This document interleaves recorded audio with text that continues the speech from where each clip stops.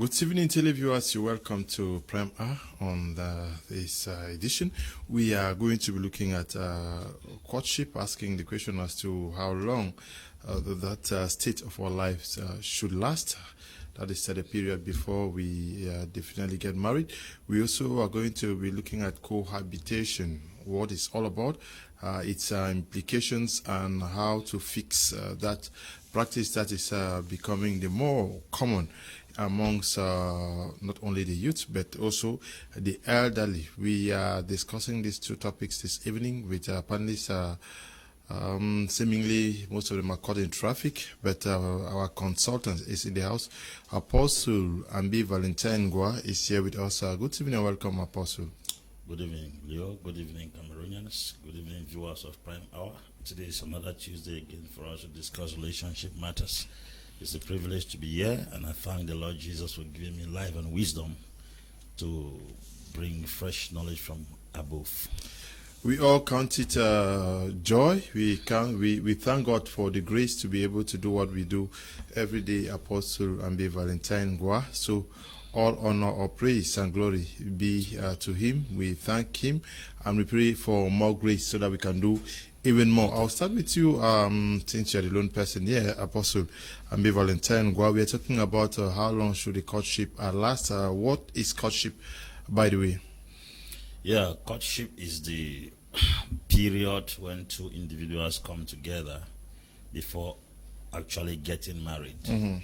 A period where both of you study each other, learn to know each other, learn to acquaint with each other, understanding your strengths and your weaknesses, understanding your likes and your dislikes, understand the girl's family also, understand the man's family, understanding your weaknesses and your strength before you make a decision to get married or settle down finally. So this courtship period ranges depending on how the relationship also goes. We cannot actually boast or insist of a specific period that courtship should last, but I think we can give a limit to when courtship should last. And also it's very important for us to discuss this issue of courtship because a lot of factors can either delay or expedite courtship. Okay. There is always a confusion when we talk of dating, doing engagement, all of that. These are concepts that are not well mastered by many persons. Yes, a date is like an outing. Okay. It's more of an event. But courtship is a process. Okay. A date is like an outing. It's just like a program designated for a particular day at a particular time. But courtship is a period where two individuals go through a kind of process of studying each other and understanding each other properly. That's why they call it you court the person. That is, the person stays within your terrain. You understand the person's operation, because most of the times we are driven by admiration, but we don't know people internally. And this period, sometimes a year, 2, 3, depending on how you put decide, because a lot of factors also contribute why courtships delay. Family members are also reasons. So, for instance, a girl can accept to get married to somebody, the family is against it. These two parties have to be patient until they convince the family, because every couple needs the family blessings on both sides. The other way also, the man can be in love with the girl, but the man's family is not interested. Both parties are ready enough in every factor to get married, but the challenge is that the family of the man has not given their consent, and this also delays courtship.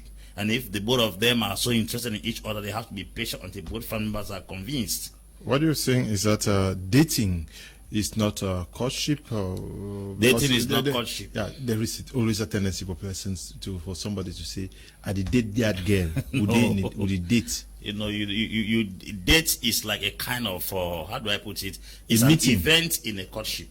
It's an event in a courtship, and events are not actually consistent. For instance, I may want to court you for a year, and I give you a date on Saturday. I give you a date on Monday. That's what I call it. To take her out. To take you out. So that we go spend time together, talk to each other, understand ourselves. Probably I may explain where I'm coming from, because sometimes people don't even know who they are getting married to. So those are dates. They are different from courtship. Courtship is that period, the length of time that both of you study each other before you conclude if you're going to settle together or not. And not every courtship leads to marriage. Okay. What is the difference between, what is that aspect that is different between a courtship and an engagement? Okay. An engagement is when both of you have concluded that you want to settle. Then I'm engaging you. That is, in other words, I'm making the world know with a symbol. That's a ring. That's the reason why these fingers have significance when it comes to relationship. There's an engagement ring that comes on the center of this finger. Once it enters here, anybody who understands the signs of love, as they see that ring on this finger, they already know this person is engaged. So engagement is when you officialize courtship. Engagement is when you officialize courtship. Why courtship is a process where both of you are studying each other. Why date is a period within courtship where both of you arrange to meet and talk with each other. Date may be a day. Courtship may be a period. Engagement may be the period after that courtship, where you giving everybody awareness now that we have concluded to get married and have engaged this lady. So if you see her, don't pass here. Don't pass here. But you say that not all courtships end up in marriage. Yes. Do all engagements end up in marriage? Not equally. Not every engagement equally ends in marriage, and not all courtships end in marriage. The truth is, even if somebody has engaged you, if the person makes his or her mind not to marry you anymore, please do not force it. Because marriage should be born out of people's voluntary will. You should not be compelled, cajoled, or, how do I put it? You should not be coaxed into it.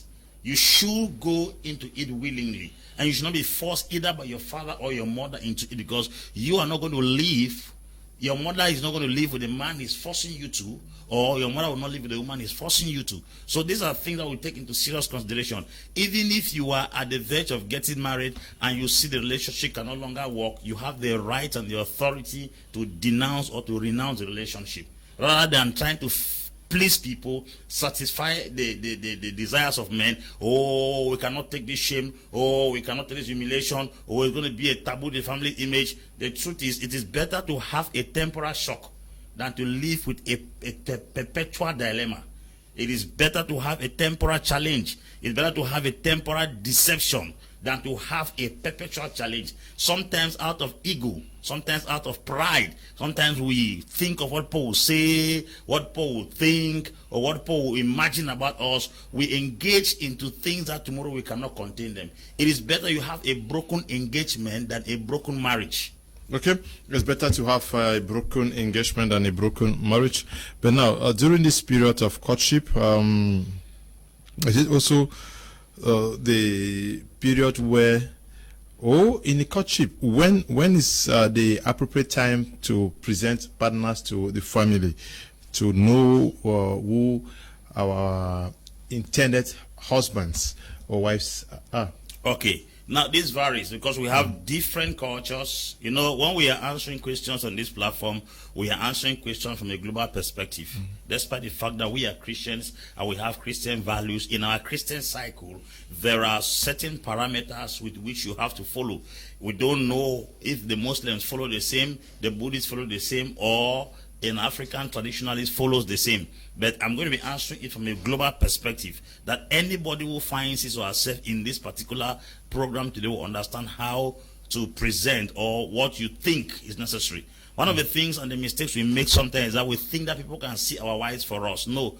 People sometimes can only come to confirm what we intend to live with as either wife or husbands. And the error is that some people try to make others be the determinant factor to choose if a man has to stay with them or not. To me, the process of courtship should be a period where both parties are convinced enough that this man has tendencies, temperaments, characteristics I can contain. This man equally has virtues, attitudes, and behaviors I can contain. When both of you have come to that conclusion, that's when I think the third party, because not like other cases where in our Pentecostal cycle, When a man sees a woman, according to the church of the law, the law of the church, he has to go and tell the pastor. The pastor will be the one to talk to the woman on behalf of the man, not knowing that that pastor will never live with that woman. A man should be responsible for what he wants to live with, and a woman likewise. So you should approach the person, since it's a man approaching you, you take your time, pray, both of you spend time to understand, because after prayer, you have to understand each other.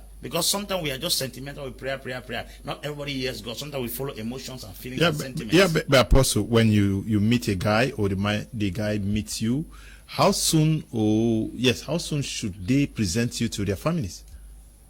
That's why I say their parents. When these two parties in question are convinced enough that they intend to settle down, because it is not advisable to take a girl today to your father, you drop her, tomorrow the next day, you can be questionable.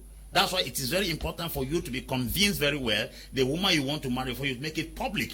To me, I believe when courtship starts, it's a time where the two persons in question who intend to get married have to study themselves, so that by the time you are taking the girl to your mother or your father, you are assured in your heart. Let the girl misbehave or the man misbehave in front of your parents. Let me just welcome Apostle Lefoh Divine with this one. You say until you are convinced. What if you have to take 1 year before you are convinced? Why not just let the parents, because meeting parents will also give opportunity for people to understand the differences in culture, in the behavioral patterns. If the parents are supposed to do some investigations, why should we really take long to investigate the woman? There are no Thank you, Mr. Liu. I think it's a kind of a pertinent issue, and I want to start from where Apostle Ambe was ending. You see, because you're talking about the longevity. Yeah. How soon should you tell Papa, say I don't see my missing rib? First of all, for me personally, I define courtship. I think courtship personally, I see courtship as that period where families are involved. Okay. For me, I always like to differentiate that. When I talk to people, I always like to show them that line between dating, courtship, and then the marriage or the wedding. Yeah, we talked about that. Yes. Already. So my point is this: when that time of the courtship, when you have moved from the dating, I think dating is the time you're trying to understand. And now you're asking specifically how long it should take. First of all, I believe not for the duration we are going to come to that. Yes. I mean that you meet a girl. Yes. You are in a courtship with her. Yes. How soon should you present? That's why I said, that's why I wanted to define courtship for me. I think if it has gotten to the level of courtship, parents should be involved. That means family. It means family is involved. Okay. So I'm more concerned. That's why I wanted to define the way I see it. I move from dating to courtship. So if it has come to that place where they're calling it courtship, family should be involved. But we are saying that we should avoid the rush. That's why I always like to divide dating and courtship, so that you don't there are some ladies, in fact some people are trapped in relationships because parents have loved your partner, maybe for one reason or the other for themselves, but you know that this person does not match. But sometimes they get that what I call emotional blackmail. I've seen people say, my picky, you must marry that man. Oh, mama, you did not find girls, so you want to come. You understand? Maybe because the boy has been bringing many girls, and they want the people to settle, maybe for social reasons, status, and all of that. So I'm always very careful. I've seen people who marry, but it's the parents who marry that lady. You know, she's showing a different character to your mother, and your mother has fallen in love with her, and now you cannot even explain it. So I think that we should get to that point where the two people are very much convinced that they want to settle before they come now to the parental consent, because sometimes it can become a trap. I've seen many people enter into a relationship because it's the other person's parents. That means you think that a relationship is going down, but the person is even going behind and visiting onto your parents are already calling my wife, our daughter, our son. Sometimes it can become a trap. Sometimes your parents, because I've seen some people come and the parents say, no, you are certain that, because we're talking about in relationship, it's a broken courtship is better than a broken marriage. So if it gets to that point that you have discovered that you will not go, sometimes if you had hurriedly showed parents, it can, yes, there's a good way. We're not saying that parents' advice might not come in, but let it at least be a certain degree of certainty for both people before the parents are involved. It will help a lot. If not, sometimes people get trapped and it can get very complicated. No, when the partners get presented to the parents, how do we limit the role of the would-be wife or husband so that they don't already start playing the role of the wife, even in courtship, like you just raised? Yes. But that is also the trap. Yes, that is a big trap. A girl is presented or a guy is presented, and the girl starts already behaving like even the guy. Sometimes yes. even the guys. How do we work this out? There is the danger is first of all presenting somebody you are not convinced you want to settle with. That's the reason why I made that statement here, that you have to be convinced first. I have a scenario or a case of a lady who came to stay in the house of her friend's fiancé. The friend traveled and then left the girl in the house. She woke up, she was a good cook. She began cooking and then treating the guy very well. The guy will go out, come back, get drunk, and then in that his drunken state, he will have sex with the girl. Actually, he never rated that girl as a class of man he wants to get married. But you know that men sex not out of love, they sex out of erection. And because of that incident, this guy's mother came to the house of this guy to check, only to find this guy, the way the girl treated the guy's mother saw a wife in that girl, because mothers can see wives in women that even their sons don't see. They have their own way of classifying women. The one that answers answer ma to them, not answer sir to their son. A daughter-in-law that respects the mother-in-law and even does not respect for the husband will be a better daughter-in-law. The son will always be blamed. So ladies have that capacity of catching mother-in-law's hand, knowing that if Mama chooses you, the son has no choice than to go under. That's why I say do not introduce, because they are very smart women. And there are equally some very funny men also. If you introduce them to your family, they know that mother-in-laws love those sons-in-law that buy them wrapper and buy them shoes. By the time the guy begins to use money on your mother, before your mother will be telling you that you have to get married to that person, probably you don't see the person match with where you are going to. That becomes a war. That's the reason why there is a tussle or a battle always with mother-in-law loving sons-in-law that daughters in question do not even love. So these are the things I say, before you will take a man publicly or a woman officially to present in the family, you have to take some time as an individual and study if at all you really actually intend to live with the person. We are not saying that once they are introduced, you are bound to marry them. You still have that right and that choice to disengage into any relationship of introduce your present. But before you will introduce them, you should be at least 50% guaranteed that once you get to your parents, you might not make a U-turn. Good evening, Mr. Leo. I have some doubts in this courtship of a thing. Can you, as Apostle Ambe, can sexual relationship occur in courtship? Because I think in a Christian marriage it is forbidden in courtship of Christian or traditional content. Thanks. Jean is writing from Yaoundé. Apostle Ambe is going to answer you, Jean. Greetings in the house. Please, Mr. KUM, ask Apostle Ambe if all religion worship one God. Gwentian Sixtus writing from Kumba. I don't know what rapport that has with this topic. Asa Nelson from Douala says, Village says, Mr. Leo, I appreciate your dressing today. You people look good. God should give you more grace for this program. I hardly go out of my house at this hour because of your sweet topics. Stay blessed. Thank you very much, Asa Nelson, watching us from Village, out there in Douala, Cameroon's economic capital. Yes, Apostle Ambe, you have something to say? Yeah. Yes, that do all religions, or is it courtship or all religions? Religion. All religions believe they worship one God, but all religions do not have a mediator to the one God. Okay. They don't have the same mediator.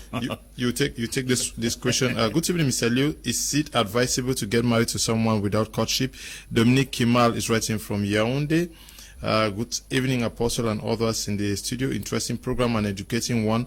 I like the program. I am Derek KUM, writing from Douala.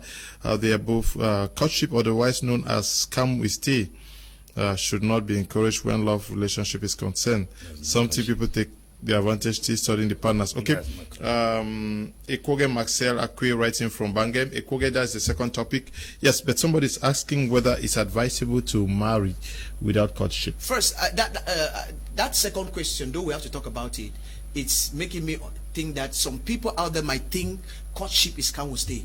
or when you are already living? No, come with, I'm sure there's a second topic for that. Yeah. Anyway, now we have made it here emphatically clear, time without number, in different ways and through different topics, the dangers of getting into marriage without knowledge and understanding. We are talking about building yourself personally, whether it's knowledge of yourself, your purpose, your financial intelligence, emotional intelligence, all of that. We are talking about understanding of your partner. And all of this cannot happen before in marriage. One of the challenges we have is because many people enter into marriage to do guesswork. They enter without understanding what it is. They see things on social media and think that is marriage. They imagine a Philippine movie or Indian movie kind of stuff, and they get stuck.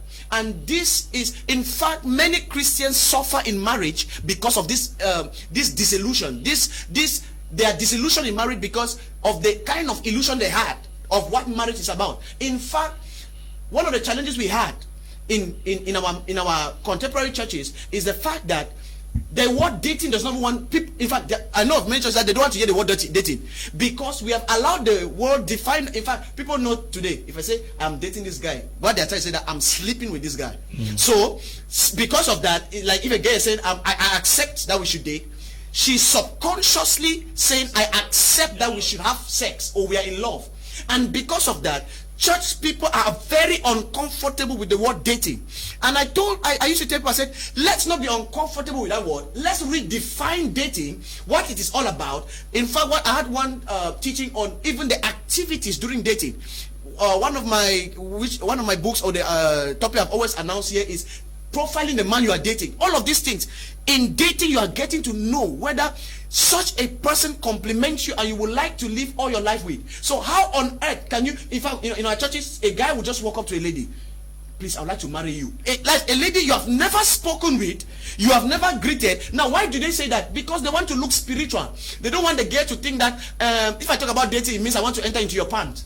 So it is a risky thing for a woman and a man to be talking about marriage when they have not. For me, they have to go through dating, move from dating to courtship, which involves now that knowledge that you are in a relationship with other parties as you begin to prepare for marriage. That process will help a lot of things come into view, and it will enable you to be able to make less mistakes. So it is a dangerous thing to enter into marriage without dating, without courtship. Okay. Now you've raised the issue of the concern of being 50% sure of settling down with a lady before presenting the lady to the parents. But even when that is done, that you are certain, what should be the limits of this lady? Is it because you are 50% sure that you would likely marry this lady that she has to start playing the role of the wife of the house? No. If you are convinced at least 50% that you have to settle with this lady, that's the best time to introduce the girl to your parents. Once you introduce the lady to your parents, it is now your parents also to observe and give their own recommendations if actually what you have been seeing is what they are seeing also. They used to say in English that one hand the tie bundle. In other words, you cannot see effectively. Sometimes others have to see for you. Secondly, your parents are more experienced in life. There are things they can easily pick in a woman that you cannot pick. That's the reason you bring in front of them. Now, there's a level at which you enter into a relationship or courtship. At this level you are right now, if at all the lady is messing up, even your parents will see it. If you want to reject the lady tomorrow, everybody will know that truly this girl has gone beyond limit. But if you sit alone and you look at things and you want to conclude, it is not effective. When your parents get engaged into seeing the same woman with you, they can tell them, my daughter, my son, this guy is like this, like this, like this. I see like this, like this. They will definitely be telling some of the things you have been seeing, probably her weaknesses or her strength. Now, you don't get married to a woman because she's 100% perfect. No. There is this adage in English that women are like parcels. Whatever you open, you see inside, you take is an error. That adage has no foundation. You have to unveil, not unveil in the sense of having sex with her. You must be able to unveil certain virtues in her, and the woman has to unlock certain things in you. That courtship period is when both of you provoke each other to see your temperament. Because it's not going to be sweet. Let me know, nobody deceive you. That courtship is going to be sweet. The honeymoon, they show you that you are in a rose garden. You sleep on the floor. They puts ice cream in your mouth. You put ice cream in her mouth. She rolls. She smiles. No. There are days you have heated debate, quarrel, and sometimes even stay for 2 days without talking to each other. That's courtship. That's courtship. And if you are able to contain, I used to tell people that marriage and true love is loving what you don't like. Loving what you don't like. In other words, you will see so many things in a person that you do not admire, but the things that you admire are stronger than the things that you do not admire. Okay, Agu Regel Temben writing from Japan. Good evening to you, Ish Kobi, and to you, Godi New Kongi, and to you, Jack Shigu, Don Sherif. Good evening to you, Prince Peter. Prince Peter says that our grandparents had more sustainable relationships without courtship, even for 1 second. I think it is not one size fits all. Agu Regel says, cannot forget to appreciate a crew of my media prime for making it possible for us to be watching this educational program. Yes, my appreciation goes especially to Eli, Tambe, Brian, and the rest of the technical crew. Okay, Ishkobi is asking the question, when is premarital counseling, when does it come in? Is it during courtship, dating, or engagement? Premarital counseling. Premarital counseling. First of all, I think it depends. If I already talk about premarital, I think the people have gotten to the consciousness of marriage. Yeah. Yes. Then will you court a girl without the intention of? No, people do that. Let's be honest here. There are a lot of things that people date. In fact, people believe that at least. So you hear a girl say, I don't reach 20. At least my gay boyfriend. Some people, these are the things that happen in the university. They are not even planning to marry. In fact, there are people who are dating a guy now, they know. In fact, even the boy even say, can we marry, they'll refuse. Yeah, but is it called courtship? That is the fact that you going out with a girl, can we call it? That is why we are trying, that's why I like to differentiate dating and courtship. Yes. You understand? Yeah, but so he's asking about which level should premarital counseling. So that's why I want to say that you can be dating and both of you have not yet come to that agreement or that consciousness that this thing can move beyond this point.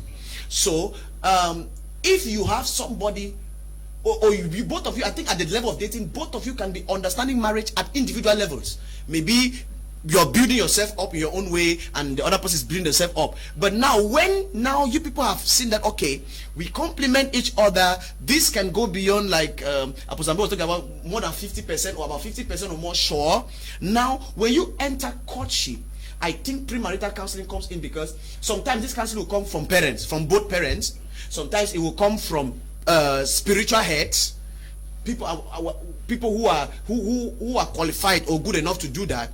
And sometimes it will also come from what? Sometimes people look for professional help.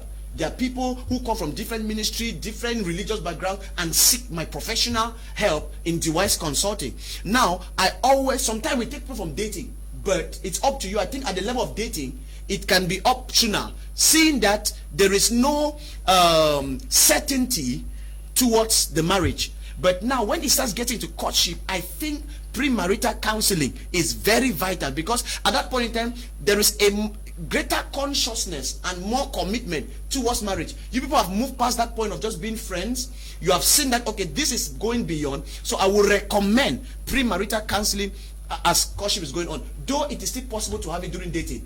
But I think in dating, people can be building up on themselves individually. They can get some coaching, some counseling from their different, because people are coming from different backgrounds. It's not only people of the same church that are getting married, or people from the same village or whatever. Now people are building themselves from different levels. They are dating, they come together. But I think if it is already entering courtship, premarital counseling should get involved, because we're already moving towards marriage. Good evening, sir. Your programs are always interesting. Please, I wish to find out if how the differences between courtship and dating. Thanks. Terence is writing from Betwa.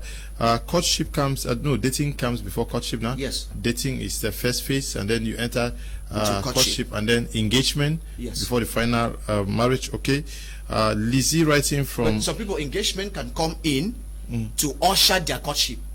For some people, okay, you just you date a girl and then you engage her immediately. Some people, no, not immediately. The problem that you're seeing dating, That's an exception. An exception, yes, but it's not a rule. That's not what I say. Okay, Lizzie writing from Limbe says we should always talk the two way. The girl's parents can as well reject the boys because they know the boy's background. Not only the boy's parents are rejecting the girl. Yes, you're very correct. Dating is actually a phase in a relationship with no intention of a serious commitment. Anybody can date anybody, even for reasons of just satisfying their sexual desires. The courtship phase is the first phase in deciding whether a relationship can be serious or not. It is very crucial stage because it is the point where you get to know your partner very well. You get to know more about him or her in details. Parents may just know about you being together superficially. This can take as long as you are satisfied and convinced you can be life partners. This is when you declare your intentions before the parents and you engage her. Now she becomes your fiancé. It is the knowledge you get about him or her in courtship that helps you build a defense against anybody who stands against it, even your parents. Premarital counseling comes in only when you are planning your marriage, when everything is concluded. Tiku Felix and Deep writing there from Boya. Good evening to you. Hi, the crew on board. My life to Apostle Ambe. Apostle, I love you so much. You are more than an apostle, father, friend, etc. Well, this courtship issue is so... Well, the message is gone. Good evening, Mr. Leo. Please help me ask Apostle Ambe. He said marriage should not be forced. Does it mean even if one partner decides to quit, maybe just because they found someone they think is better than you should fight for the love? Carol is writing from Yaoundé. Apostle will answer you. This one says, I enjoy all of you on the panel. Thank you very, very much. Jerome writing from Bengui says, good evening, Mr. Leo and the team.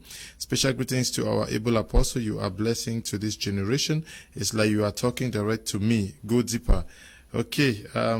Yes, talk to me. Good evening over there in the studio. This is from Koke. I want to ask Pastor some series of questions from his explanation. First, I will want to know the difference between dating and traditional courtship. Equally, in the Christian world, does courtship and dating allow a Christian to be involved to two or more partners? Yes. Traditional courtship is which one? That's what we are trying to find out now, because courtship is courtship.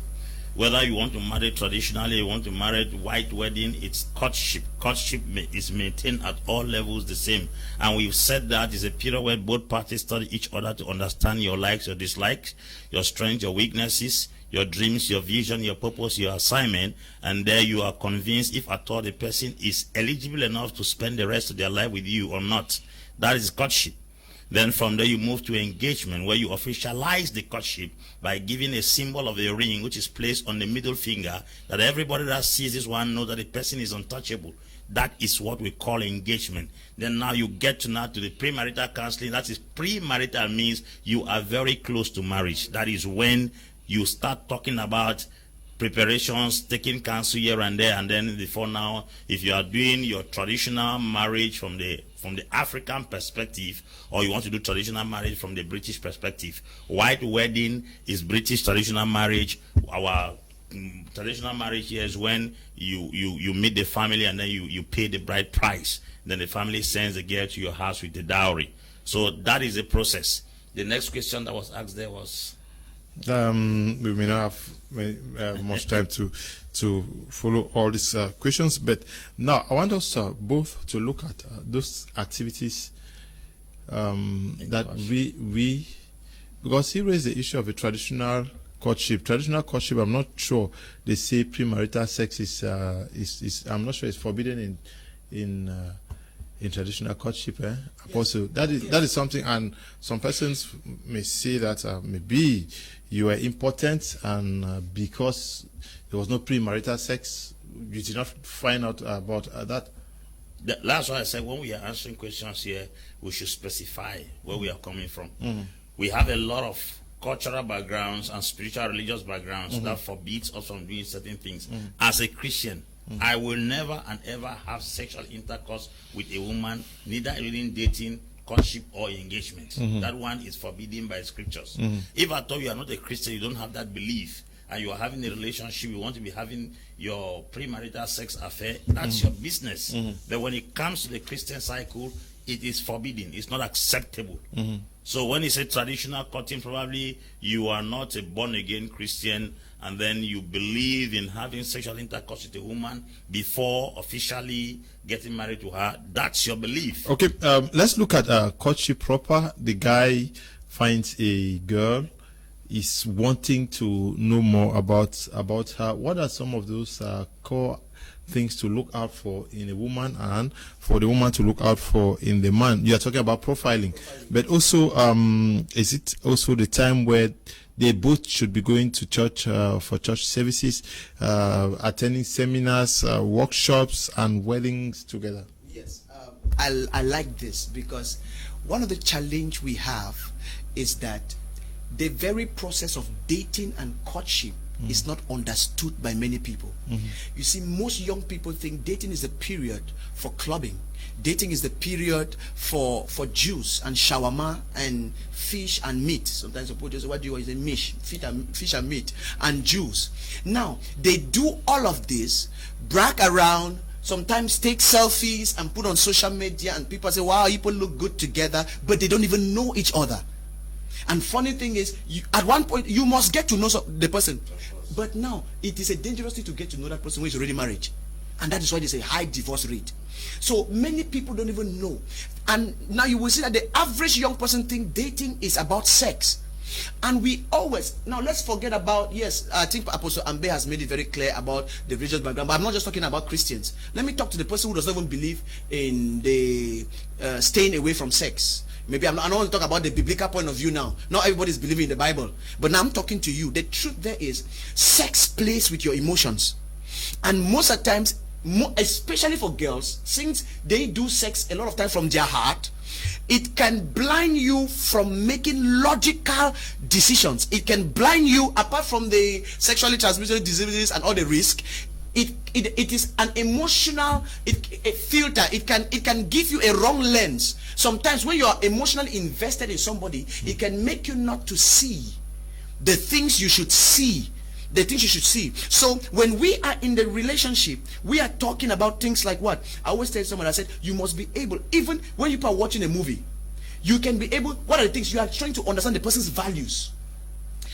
Do our values align? Because every man lives about their values. In fact, this thing that you ask a Christian about church. Church is not just the fact that we should go to the same church. We are looking at convictions, because each human being. Apostle. Yes. Please let us. People are watching us. They want to understand basic things here. I've asked questions that yes. In courtship, should they go to church together? Should they go to workshop together? Should they go to marriage together? I was talking about conviction. That's what I wanted to learn. Yes. I was talking about conviction. I said every human being lives by their convictions. And some of the you did not allow me to. Some of the strongest convictions comes from religion. Our religious convictions are very strong. You understand? Our traditional convictions are also very strong. And this is the reason why it is important to understand where the person is coming from, even spiritually. That is the reason why we will encourage them going to church, or churches that might have similar convictions, because there are people who are not willing to give up their religious conviction. And take note, we have said here that we marry but mindset. In fact, people can divorce for simple thing as don't go to this church, or I don't believe in this thing, or I don't believe in this thing. So I think your religious convictions play a role. So in such a time, we don't want to set rules here, but in such a time, it's important to know where the person is coming from. Now, what do you people, what are the belief system in your place? So if you are going to church, we are talking about harmonizing your belief system. You understand? And for seminars, we are also looking at building ourselves, right? It's a good thing to go for seminars together. That's why I don't want to only limit for seminars. There are also fun things you can do together, and in those fun things you are struggling to understand the mindset of the person. For example, you go to watch movies. In fact, you can be able to see how somebody thinks from a movie scene. Maybe you see something and hear the way they comment the guy or the girl makes. It can tell you a lot about how they think. And such little things are very important, because that mindset might spark up something later in the relationship, or it can be a bond. You can be able to understand. So these are some activities, and in that activities you should know what you're looking for. like they going to church, going for seminars, and this thing should come from. You will see that there has to be an alignment. Should they go to market together? No. It's not a rule that you go to market together. If it is something, if it is a relation, how can I talk? An activity that both love. Some people will be like, "Can you see me off?" and all of those kind of things. Both might love it. If it's an activity that they love, that is fine. Is courtship that period where you officially announcing to the world that this is my intended wife? Yes. By the activities you both carry out together? Not necessarily the activities. Because if I am going out with somebody, right? For example, if you have talked about engagement, you have put a ring on somebody's hands, right? And even a friend, if I see you with a ring now, I say, hey, my friend, now wait till that. They will talk about you. That's not the point. So we are not doing the activities to show people. The activity should be something that both of you like. No. Some persons actually engage in this also, because a beautiful girl may have 10, 20 suitors who want her. Is that not also the opportunity? And official, though you are not telling them, but by the way you guys carry yourself, you are already telling others, the world, that this is an annexed territory. You better not come by. Yeah. I think engagement was that. Please, I think engagement is that so announcement. when you are cutting a girl, you are not deterring others that this is my territory. That is what that's what I said. That was what engagement did now. Mr. Leo, there are very good friends who are not cutting opposite sex. So you cannot make conclusions because you see a man and a woman acquainted to each other. You conclude that it's courtship. It's an error. I have seen men who have been close to ladies who even have intentions. They did not disclose their intentions. Someone else came, proposed to the lady, then they became enemies. They did not have the liver. They didn't have the liver. Yeah, they didn't have the bowels. They didn't have the testicles kidney. to confront the lady. Then somebody comes. So how do you explain such close friendship? There are friendship where male and female are very close to each other, but it is based on agape, agape love. Nothing, no strings attached. Now, when you present either the lady or the guy to your parents, is it a guarantee that marriage is going to take place? At least it's a commitment now. When you bring a lady, before you see a man, I talk this because of convictions. Before you see a man's heart get to the point where he can take a woman and present, or a girl's heart get to a point where she can take a man and present to her parents, she must have been at least convinced from within that she intends to spend the rest of her life with this person, even though unforeseen circumstances sometimes occur and those marriages or those relationships do not last. But I can guarantee that at least 70% of such relationships that have gone before the parents last. Because I'm telling you, a woman will find it very difficult to take a man and present to the parent. Because why? It will be difficult for her to separate with this man. Tomorrow the parent sees her bringing another man again. That psychological trauma shows the parents that she does not have a decision, she does not have a choice. When you keep bringing men to your parents and they are going away, it's only a clear sign that you don't know what you need in life. You are just some kind of a gambler. But I know before a woman will be bold enough to go and tell the parents, she must have settled from within. Men may do it out of fancy, but not women. If a woman decides to take it to her parents and say, Papa, this is a man I decided to settle with, then she must be at least 75% sure she wants to settle with you. But a man can take you to her parents and then seize an opportunity, because men are opportunists. I'm sorry to say this statement, even though women are opportunists, but some men are opportunists. A man can take you to the parents and then seize an opportunity higher than you. I'm telling you that he can pursue that thing even though he loves you, and then keep you aside. Because women, they go after men with their heart. Men go after women with their head. Men go after women with their head, not their heart. They go with their head. A man will sit down and calculate a woman very well in his mind. A woman just needs her heart to go after you. Once her heart drives her after you, she doesn't see anything again. That's why you see there's a common statement that says love is blind. This love is blind in most occasions is women. Because why? They go after their heart. Okay, they go after their heart. Stop calling, please. Just send text messages. We are going to read them out. Good evening. Sir, I'm Jennifer from Douala Dedo. Please, I wish to ask if it is advisable for both partners to live in the same house during courtship. That is a dangerous thing. Okay. Because like I said, I think I answered this. I said, we are human beings. By the time people are living together, so many things are involved, including sex, you carrying out already marital duties. Maybe they are very spiritual. No. Let's forget about spirituality here. This I used to tell girls, even this is what we're talking about. A man just needs to see something and he's already up. Let's forget about spirituality here. The Bible will say flee. The Bible does not say resist immorality. Flee. You flee. So you cannot be talking about living with a girl for 6-7 months, a girl that just passes and you just even imagine and you're already erect. Are you an iron? I don't understand. It means that something is wrong with the person. You need to go for medical check or prayers. So, but now see the thing. And when also a woman is carrying out marital duties, a lot of times they feel like you are indebted to them. We have to be careful. That's why sometimes, if at the end of the day does not what you hear a woman say, after all I did for you. I always say this. Most of the times when you hear a girl say, after all I did for him, check it. She's talking about her body and maybe the domestic activities she offered. But you will see a guy will never make that kind of statement, as if we don't give our bodies also. But now, most of the time when a guy say, after all I did, you look about what? Financial investment and some kind of thing. So I think you should be very careful, because when you are taking up certain duties and it does not work, because dating and courtship is to find out. I have a teaching which was very controversial in the church. I said how to have a successful breakup. Pastor were like, are you saying you are supporting breakup? I said it's because we don't understand what is breakup. If dating and courtship is to find out if it will work, it means breakup is a successful dating. It means that a successful dating can end in breakup. So but when you start living together, it makes it difficult for you to have, like they said, most women, when their heart is already there, it makes it difficult for them to think clearly. Again. When they are already having this, they have given their body, they don't want to feel like, I'll give my skin for the one, go give my skin again for the one. So it makes them now to not see the things that they should look at. So it's a very dangerous thing. I will never advise you to stay with somebody before you get married. Hello, I'm here from Yaoundé. What if the man cannot satisfy you in bed? Okay.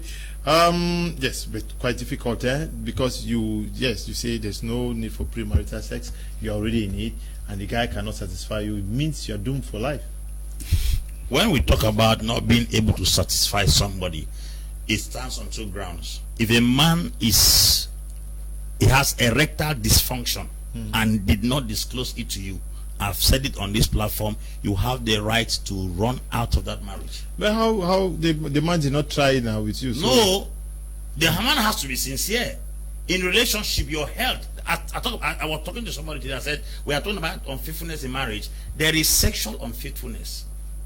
There is health unfaithfulness. There is also property unfaithfulness. For you to stay with a woman that she's building a house you don't know, that's unfaithfulness in terms of property. If somebody is health-wise, is not strong, and does not disclose it to you in courtship, and you choose to marry that person, that's unfaithfulness. Unfaithfulness doesn't only count on the aspect of you committing adultery outside your marriage.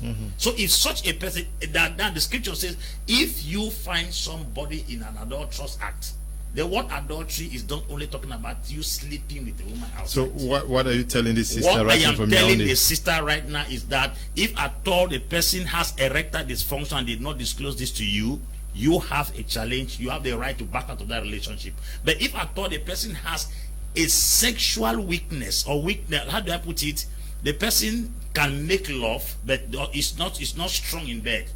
There are a lot of supplements to take to treat yourself. To supplement yourself. You can supplement yourself. There are a lot of supplements that fruit that are made out of fruit. You supplement for your life. You take the supplements or that?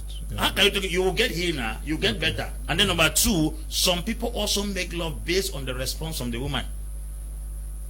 There are very strong men who made very, very inactive, docile, and a kind of species of women that cannot make them react. Okay, good evening, Mr. Leo Ambe from Yaoundé. I think courtship should include check for all things, including sexual ability.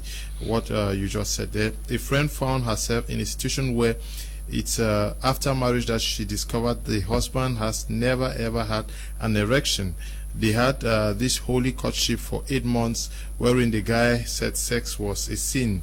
Meanwhile, he was hiding his dysfunction. Sister, go you out. That's terrible. That's Sister, dishonesty. Go you out of the That's marriage. dishonesty. Okay, good evening. I'm Godlove from AD now. I want to ask if you have passed through dating and courtship and you go to see the girl's parents refuse, what will you do? Yes, you pray harder. Godlove, you pray and beg. Good evening to you, Mr. Leo and crew. I love your program and I pray God continues to take you far to another level as you educate families and pray families about marriage. From Elizabeth Neba, writing from Bonaberry.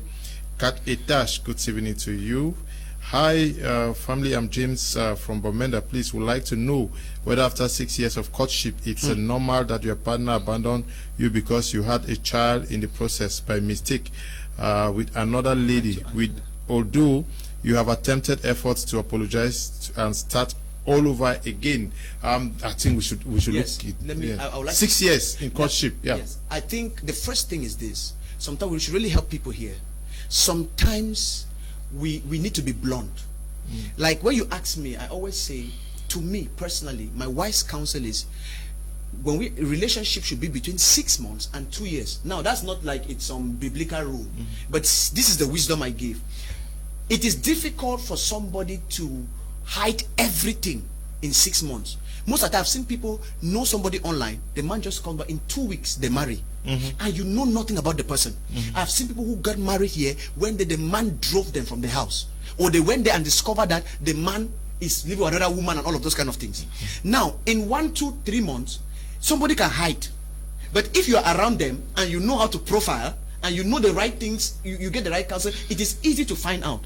Now, why do I say courtship also should not take more than 2 years? It's because a man generally who is not ready to marry you in about 2 years should at least that 2 years. At least when we talk about marriage here, we talk about courtship. We are not saying that somebody will say, but the person is going abroad to go and study. Focus on the study. I don't know if you get what I'm trying to say. Now that 6 years is risky. Why do I say it's risky? Now we might look emotional and say, after these 6 years, look at what I say. Now the person has a child and all of those things. Now the person is making another decision. It tells me in 6 years, what are you dating for in 6 years? It tells me you were not ready. I don't know if you get what I'm trying to say. When we are entering into dating, like what I've said, marriage should be a focus. Now, you still have 6 years to marry. Why are you rushing into dating? You know, you see the danger. You have had a child, so people will be like second hand and all of those things. It's a dangerous thing. Now, I want to encourage a lot of people. If you know, whether due to academics or due to some certain reasons, you are not yet ready, don't keep a woman. I've seen people who have kept women here for 7 years. Put a ring, go out for 7 years. I'm not talking about marriage. Like dating. Engage somebody and go out for 7 years. In that 7 years, some go have another family that way you have no clue about. And when they were living, they impregnated this woman. And some of these women sit back. Now, I'm not saying it's impossible for those people to go out, to come back, but we must be very careful. No, the ratio for them to come back is very low. It's very low, and that's dangerous. So, if you want to help you, I always say I cannot advise you. 6 years dating is first of all telling me that either one of you or both of you were not ready for marriage, and that's a dangerous thing. Yes. Okay, James. So you date a girl for 6 years, and in the course of that, you got another pregnant. You have a child, and you want the girl to stand on. I don't know whether, but if James is ready to marry, what's the No, I think this woman's problem is that James is sending. James. No, I think it's James. James says that he's been in courtship with the lady for 6 years. And then along the line he has impregnated another lady outside. Yes. Then now he's trying to beg the girl to come let them continue with life. This is my counsel to you, Brother James. Brother James, live that sister's life. The torment you have given her is enough. That's too much torment. To have kept her for 6 years is a crime. Big crime. It's a big crime, sir. No, sometimes we need to tell these people the truth. Yes. It's a big crime. We have to be very honest. What if James is repented and is ready to marry now? Mr. Leo, the fact that James was in a relationship with a lady and goes out to deliver. James should have been pregnant when he has in the house now. Okay. Good evening, Mr. Leo. Enjoying your program. May the Holy Spirit continue to lead you people. That is Sean writing from Moyuka. Good evening to you. Greetings, family. Please, I wish to ask if it is okay to have sex during courtship. Apostle Ambe will tell you that no. Brenda is writing from Bafusam. Yes, there are men of God, they'll tell you no. I'm sure if there was a traditionalist in this studio, he would tell you that it's good to test. Because some parents even say, some parents, I have no parents who tell the man, impregnate this girl, more chauffeurs. Yes. I know so parents. There are many, we should, and I don't know what obtains with the Muslims. I'm sure they also have their way. So Apostle Ambe and Apostle Lefoh will tell you that don't do it because they are Christians, but in our African traditional context, I don't know how it works. Greetings, Mr. KUM, the young gentleman at your right hand. I'm seeing no ring in his finger, meaning he's not married. Now, how come he counsel couples? I don't know if this is correct. Sisters is writing from Cuba. No, Apostle Lefoh is married. Please. I am married for 6 years.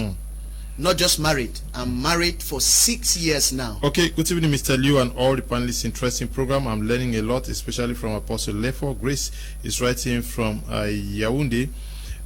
It's Mambo Peña. Mr. Liu, I want to ask why women respect pastors and sometimes witch doctors more than their husbands. That is a topic for another day. We are going to look at that. This one says, good evening. I'm from Ebolova. How will you know if someone cannot satisfy you in a relationship as a Christian? Please, I need help. Okay, pray. God will reveal it in the night. Mr. Liu, good evening, please. I would like to know the meaning of courtship. Okay, you're trying to translate. Lizzie in Limbe, Apostle Ambe says no sex before marriage. If after marriage the couple discovers that their organs do not match, that is, the lady discovers her partner's manhood is bigger than she can manage, what will she do? Can she divorce? We'll talk about that. Okay, we have mentioned that in one. Good evening, Miss. Sorry, good evening, Mr. Liu. A special thanks to you all in the studio.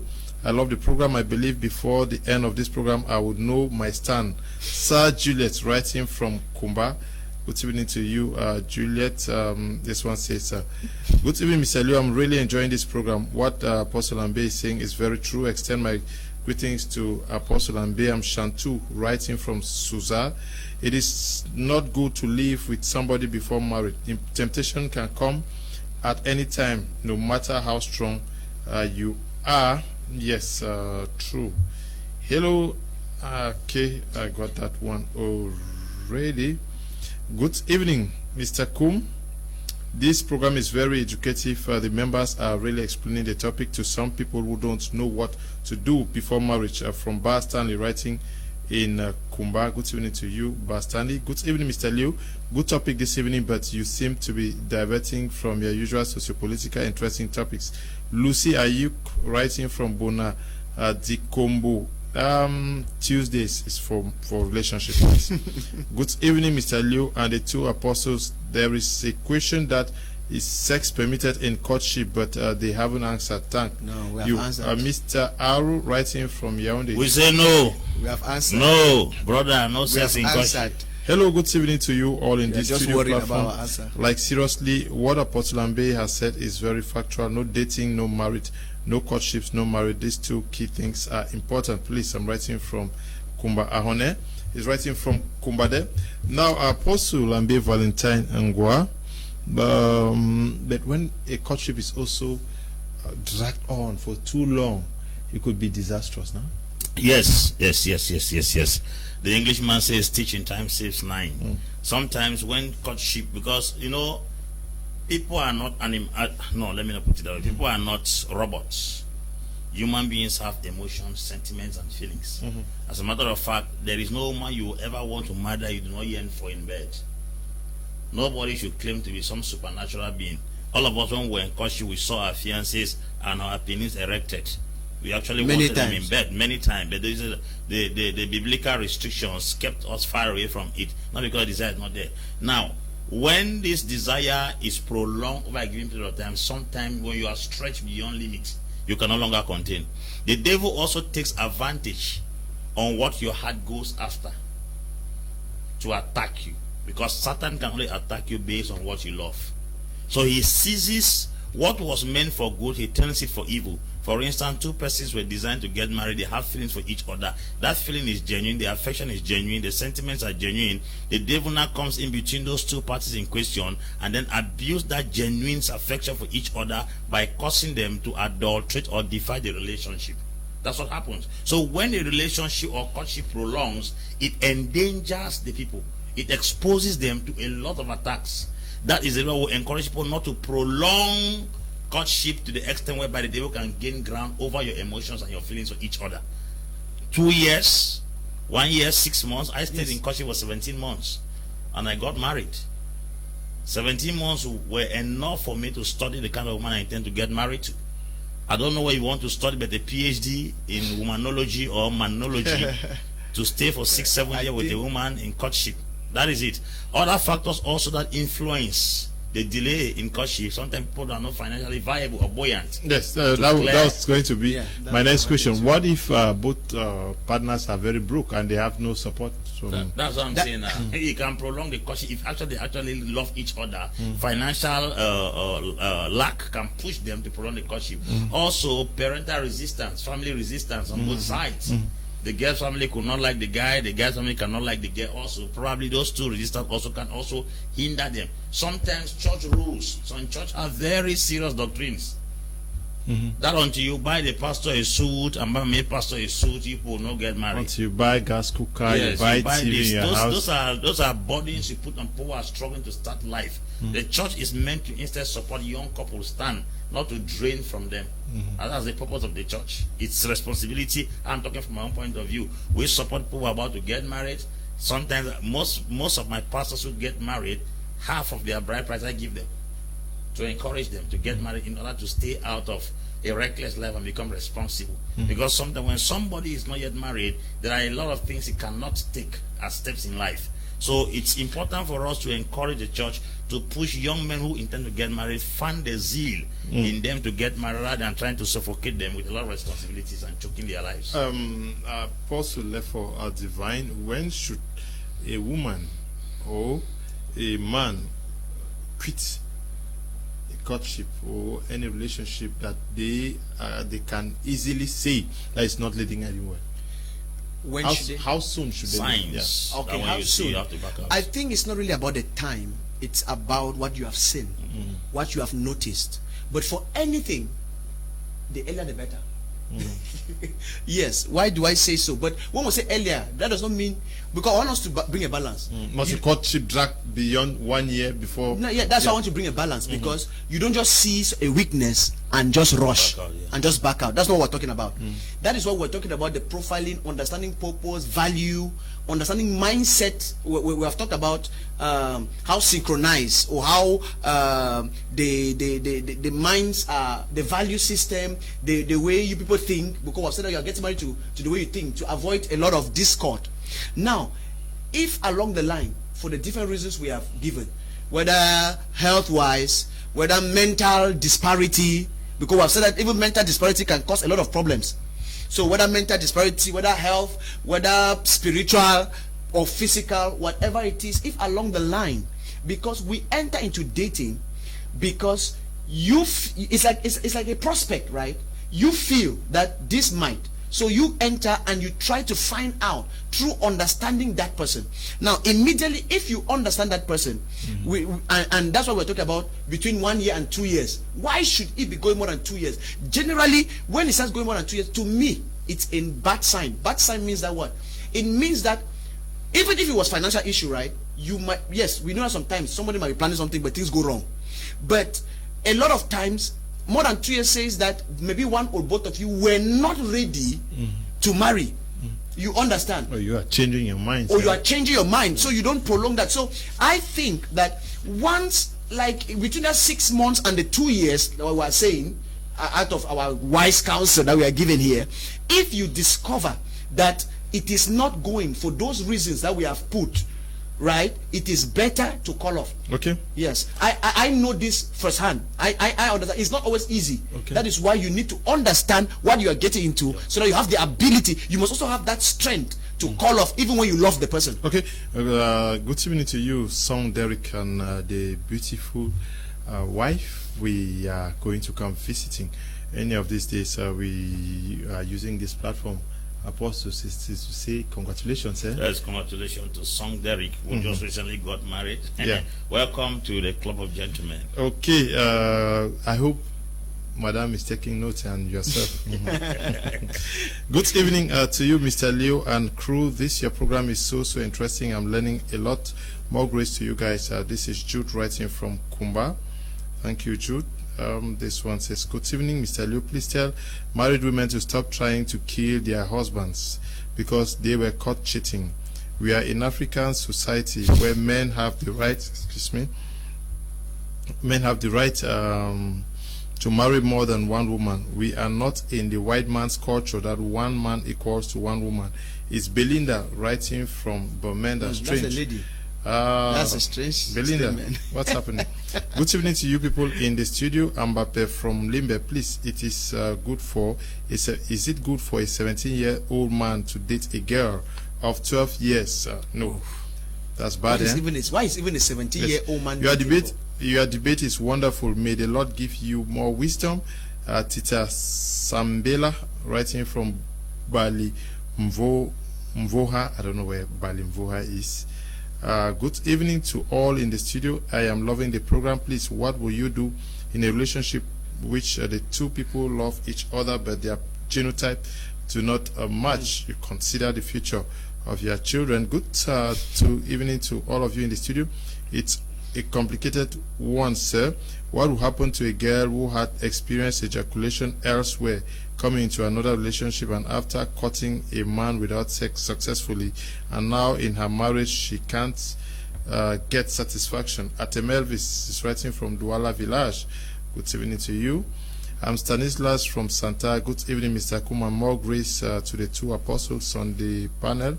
I'm learning a lot from you people, but I wish to ask this question. Do we see the parents of the girl before engagement, or we engage before seeing them? I'm confused. Greetings to you guys, Mr. Liu. I'm enjoying the program. I think you just need to pray for a good partner. That's the summary of it all. It's Elliot Samuel, student representative of the National Advanced School of Post and Telecommunications and ICT, Cameroon. Good evening to you, Mr. Liu. My regards to you guys in the studio. Please, can courtship exist between a man and more than two wives? I'm JC writing from Yaoundé. I'm not sure. How do you explain this to them now? That a man has two wives. Yes. You're cutting two wives. Talking about courtship.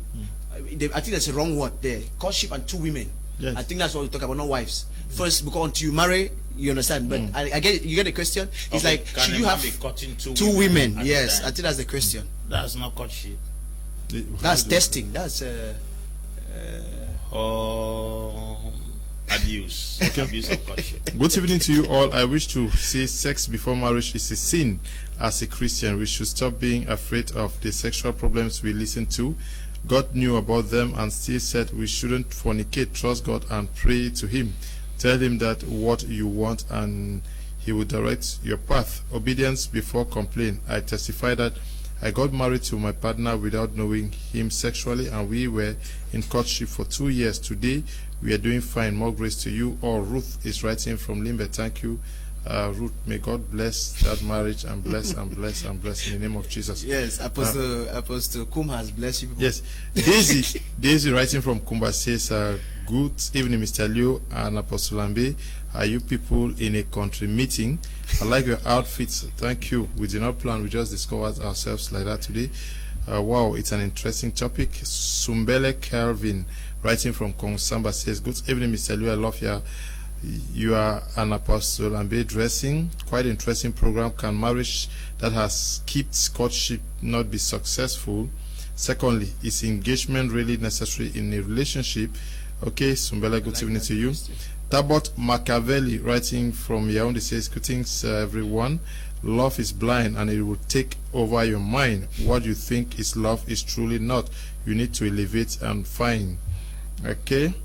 Ngulefak Anastasia writing from Kongsamba says, good evening to you and your panelists, Mr. Liu. I love your program. Quite interesting. Thank you very much. We are going to take a short break. When we come back, we look at our second topic for tonight.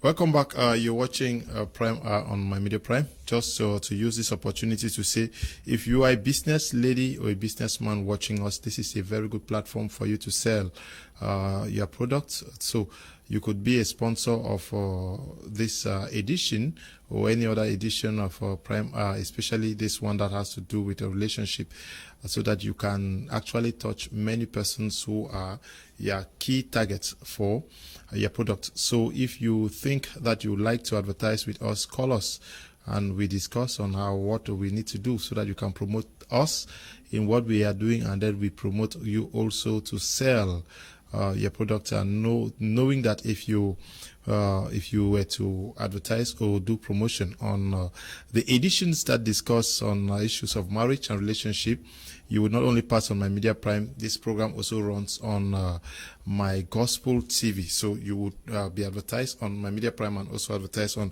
My Gospel TV, so that you can reach out to as many persons as possible. We are this time going to be looking at the implications of cohabitation. How do we fix it?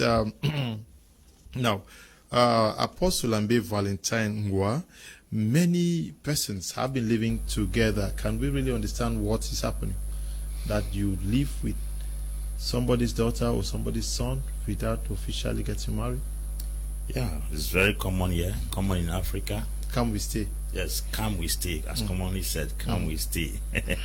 To me, there are a lot of factors that contribute to the "can we stay" in quotes. Why so many people easily get into relationships, and then before you open your eyes, the girl has insulted everybody in the father's house and packed her things to a man's house that has not paid her bride price, only for her tomorrow to pack her things and begin to go out to the father's house because she has been abused in that house probably. The truth is, we live in a society where there's high level of lawlessness. I think lawlessness is the reason why most people, when I talk about lawlessness, I'm talking from all facets. The customary lawlessness because of civilization, judicial lawlessness in our society, people don't have respect for the law anymore, is the reason why these things are very common. Unlike in those days, it was difficult for a lady to pack her things without officially being married. I've compared and contrasted the period before this period. I've realized that a girl will never move into somebody's house without being married officially. In those days? Because there were some guiding principles in each land that tolerated certain excesses in relationships. A woman, before you move into a man's house, the family, both families must definitely have settled it. But not that the case today. Girls who run from their father's house into a man's house, the father does not even know where the person is. I'll explain it this way. In those days, women had nothing doing. They totally depended on their husbands for food. They depended on their husbands for everything. In this age where women are financially independent, it will be difficult for them to respect some things again. Sometimes it's women that even house some men. Not the other way around. Why some men house women. So you discover that total dependence that women had on men is no longer there. Every woman this day is getting financially independent. So for them to move out of their father's house into somebody's house is no longer an issue. Number two, there are no guiding laws in the society that deals with this particular situation. You will never hear police arrest somebody for doing car will stay. You will never hear, especially if they are adults. Especially if they are adults. Adults. Yes, if they are adults. There's no law. Yes, if they are there's adults. no law anywhere that maltreats or disciplines people who do car will stay. From the customary level right to the judicial level, you will never see it. So it tells you that some kind of laissez-faire is in the society today that has caused a lot of persons to practice this cohabitation, in quotes, can we stay. Another reason why most people do can we stay is because when people's emotions are bonded together, they don't see any need again following due process to settle together. Once a girl is satisfied sexually, she wants to move closer to where that river is flowing. Because staying far away in the father's house, there will be inconvenience from escaping from time to time. So she packs her things and goes to where the man is close by, so that she can be able to be drawn directly from the stream. That's the reason why you see this. There are so many reasons why there is this cohabitation everywhere. Very many reasons. But I think from the lawlessness, from the customary and judicial level, and women becoming financially independent, they are no longer dependent on men anymore. People have their finances that they can cohabit with any person, and also there are no strict measures put in place to restrict people from carrying out such activities. It's very easy for people to cohabit together. Okay. I called on a legal mind to give us the implications of living together as per the Cameroonian law. Let us listen to Barrister Tamfu Richard. Yes, under Cameroonian law, the term cohabitation does not exist in the ordinance organizing civil status registration. So I want to understand when you say cohabitation to be what is loosely termed in pidgin language, come and stay. Under Cameroonian law, such practices are not recognized legal. So no matter the number of years you may stay with a lady in a union, it doesn't automatically make the parties to be legally married. So under the ordinance of 1981 that was revised in May 2011, the only legal union that is recognized is when you have a marriage certificate, and such marriages could be in the form of a monogamy or polygamy. So there is nothing like cohabitation or come we stay. You can, if you decide to cohabit with somebody for which number of years, such number of years will not automatically transform into a legal union. So people should be discouraged of engaging into cohabitation, because those are wasted years, and all what are being acquired or what is being enjoyed within that cohabitation, each of the parties is going to go back with what he came with. So it is not legally recognized under the Cameroonian law. Okay, thank you very much, Barrister Tamfu Richard, there for that clarification. According to our laws in Cameroon, but is it ignorance that is making many Cameroonians to be living under this situation, that is cohabiting, come and stay? I don't really want to say ignorance might play a role back then. But I think it's difficult to say it's ignorance right now. I think one of the major things is unbridled affection that is uncontrolled. Like what Barrister is saying, imagine you hear a woman say, I helped him, we bear this company. Now if you go legally, you have no claim on anything that is even acquired, especially if maybe you are living in the man's house.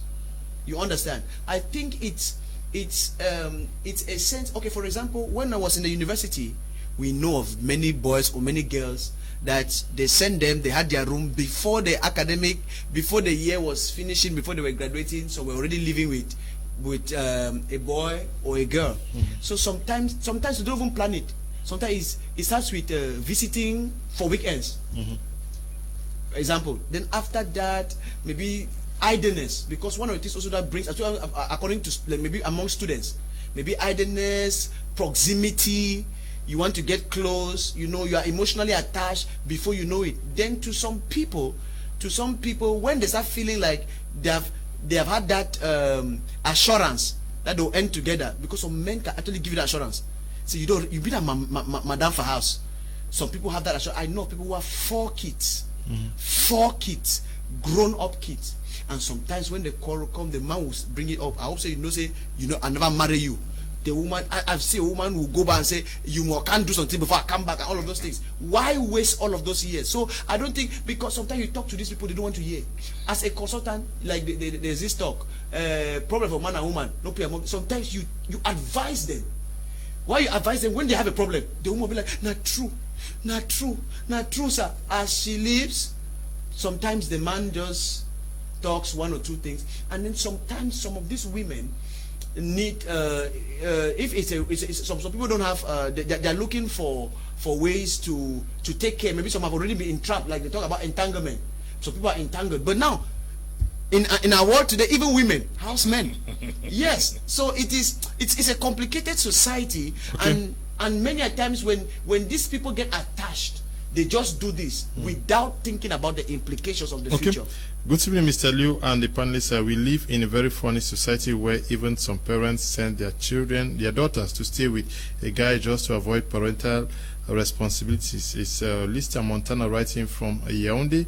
Apostle Ambe Valentine Ngwa is going to respond to that. Good evening, Mr. Liu. Nice program. Keep it up. My greetings to all the panelists. Collins watching from Dubai. Good evening to you, Collins. This one says, Mr. Leo, hello, good evening. I'm Bertrand from Bamenda. I wasn't able to follow your debate last week, Tuesday. Please, I would love our Honorable Apostle Ambe to answer this question. If polygamy is bad and considered the fact that women are more than men in number on this planet Earth, and respecting the sharing ratio of one man is to one woman, what would the remaining women do to either have carnal satisfaction or have children of their own? Okay, Apostle Ambe. Good evening, Mr. KUM. The program is good. I'm Edwin from Bamenda. Some of us who are believers in Christ know the implications of come we stay. As for those who don't know it, should give their lives to Christ Jesus and do the right thing and be free from that. Can we stay from that? Come we stay bondage? Okay. Good evening, everyone in the studio. I'm Boris from Yaoundé. I wish to have an advice about this. I have this girl. We have been dating for more than a year. I love this girl and I believe she loves me back, but there is a certain issue. I have been fighting with her always. She likes this issue of posting friends on status, enjoying themselves along with her, sitting on laps of guys in the name of friendship. But I'm against it very badly. She will say, if you love me, you will love everything about me. Please, is that relationship worth keeping? Apostle Ambe, there are many questions. Can we just jot them and answer some of them?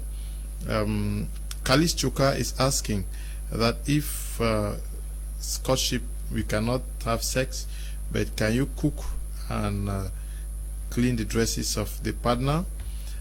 I'm Dion from Pati Bonanjo, Douala.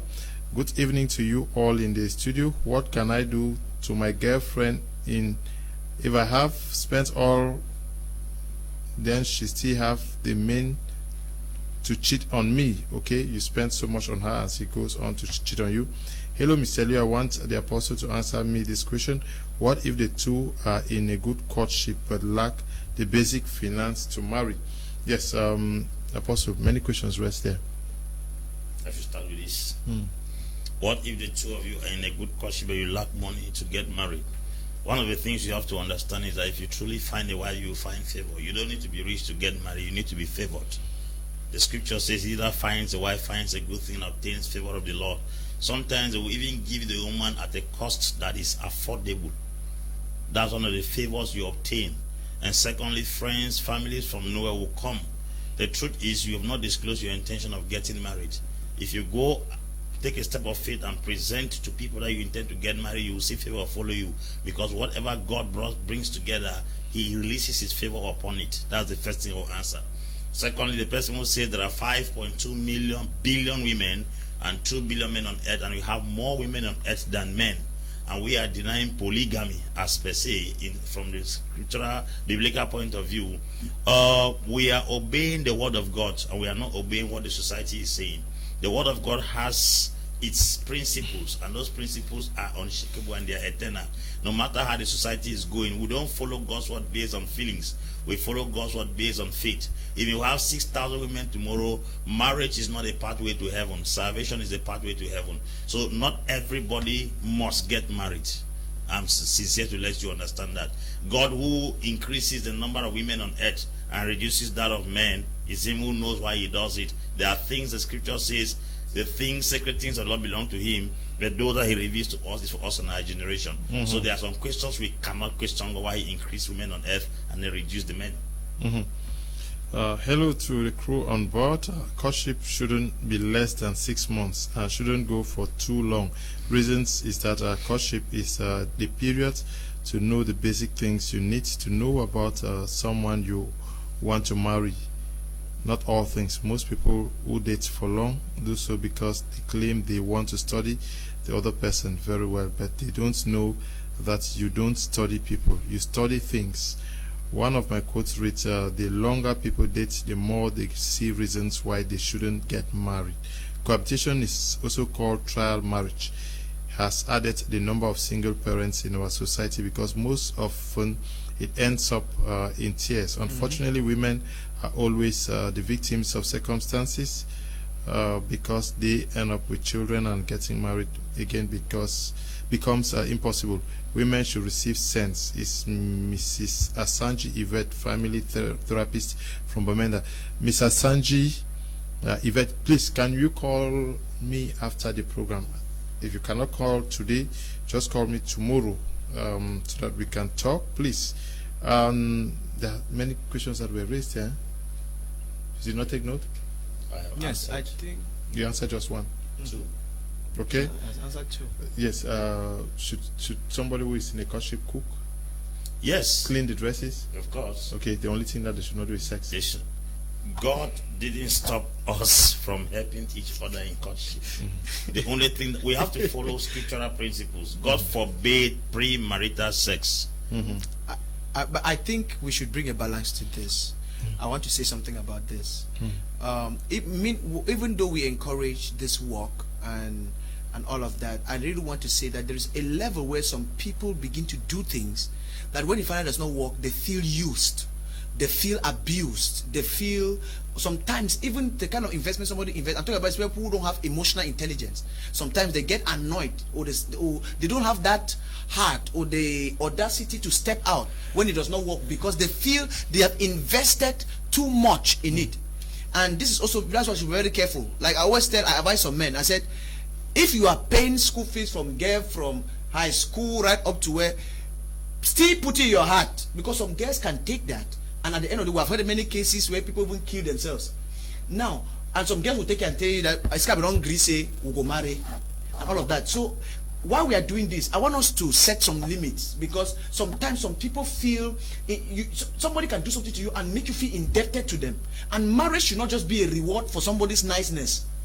You understand? I want us to be very careful, because sometimes some people feel like if I just give up now, like they'll say the devil you know is better than the angel you don't know. You know, if after all of this investment I don't get, that's why some people start planning revenge. Say, as you don't go with us, so you don't go see good. You know all of those kind of things. And I've seen a lot of things that they even plot physically and verbally, spiritual, all of those kind of things. So let's be very careful.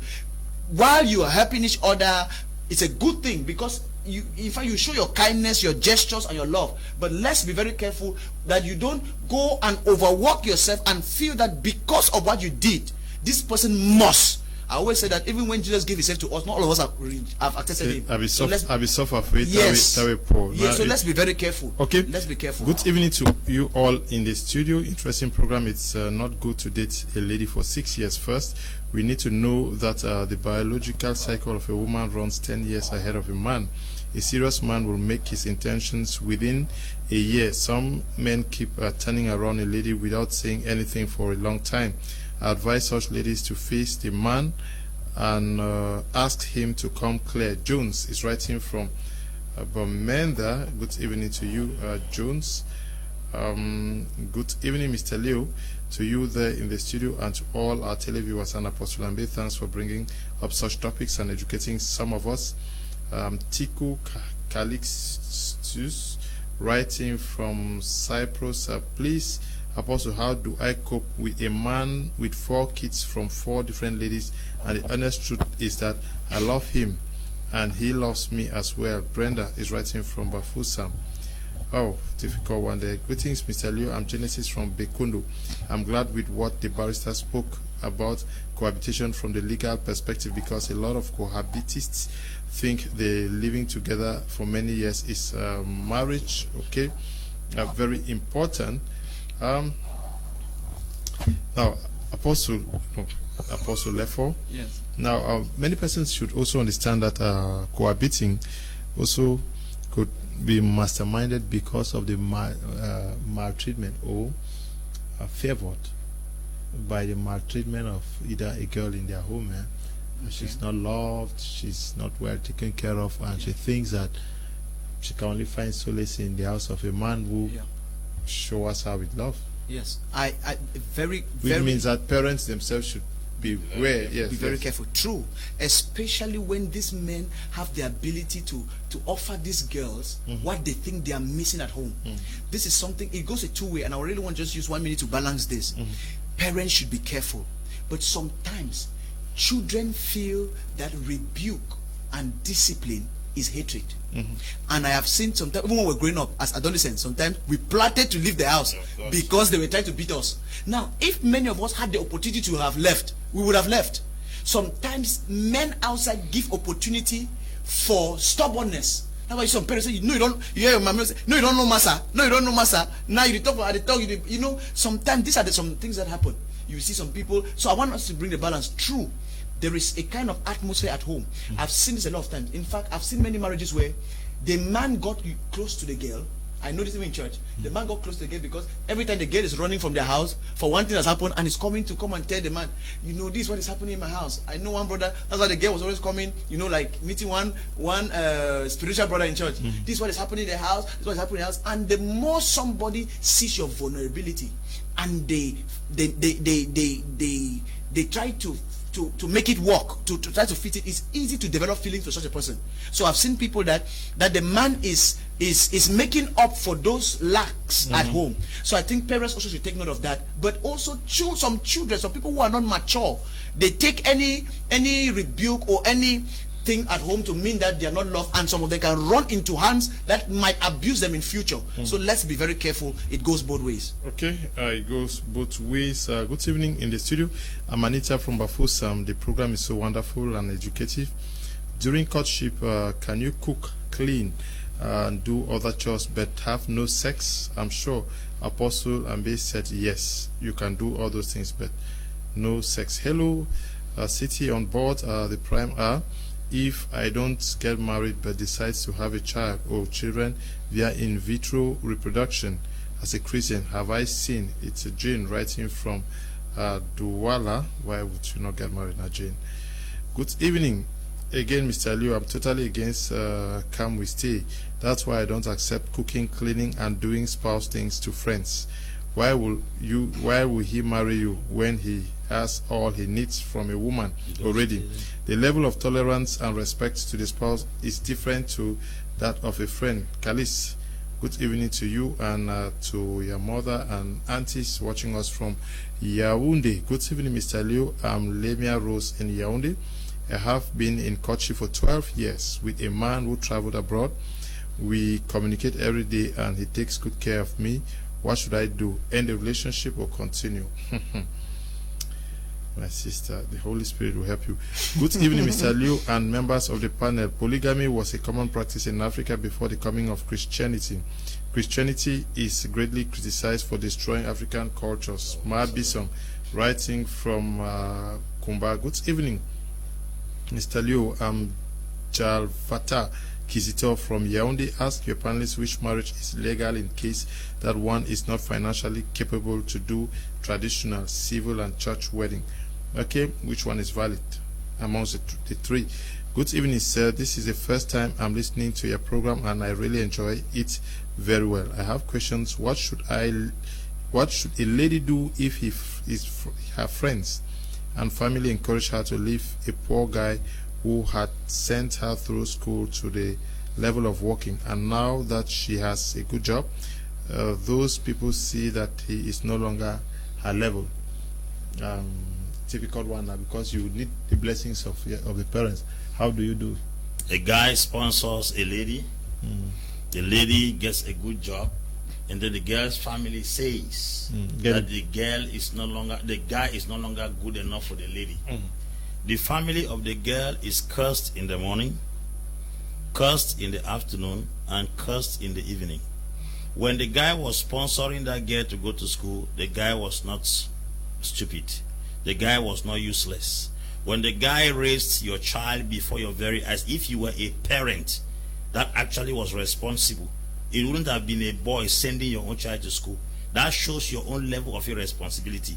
That guy is not just a fit for a husband. That guy is a father, because you did not play your father's responsibility. It is fathers who sponsor children to school. It's not husbands. So you must be a very useless and irresponsible father to have allowed somebody to play your role. Then you call a person incompetent tomorrow. If that guy is not competent, then you as a father, you are 100 times not competent to even be a father to that girl, including the mother if she's part of that deal. This is the best answer I can give to anybody who plays such dirty games when it comes to poor lives and destiny. Okay. Point clear. Okay. Very clear I there. think it has to do with a lot of manipulation. I've always advised even ladies, I said, have value, have character, be honest. There are even some gifts by men that you should avoid taking, not for anything, but because you understand it can be a trap tomorrow. Sometimes you do this because sometimes some girls will say, I don't force me to do them, I don't force me to do them, where you know along the line you don't want to end up with a man. Stop taking those gifts. It can become an entrapment, because somebody will not take care of you from, let me say, secondary school, high school. What are they? Are you their daughter? And then when they come, so let's be very clear. Sometimes let's be honest, so that we are not being manipulative. Good evening. I'm Mr. Musa from whom "Come We Stay" is very bad, because it gives opportunity for many men to take advantage over women. Good evening to you, Mr. Musa.